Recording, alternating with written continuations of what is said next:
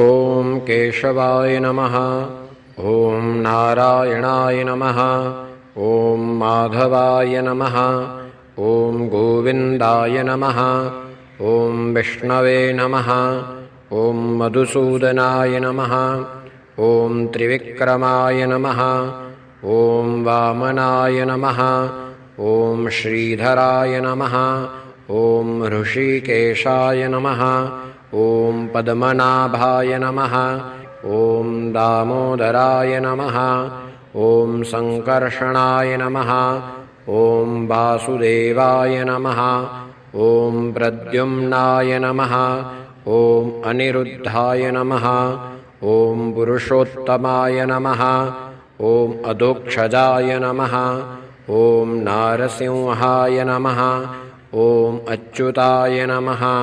ॐ जनार्दनाय नमः।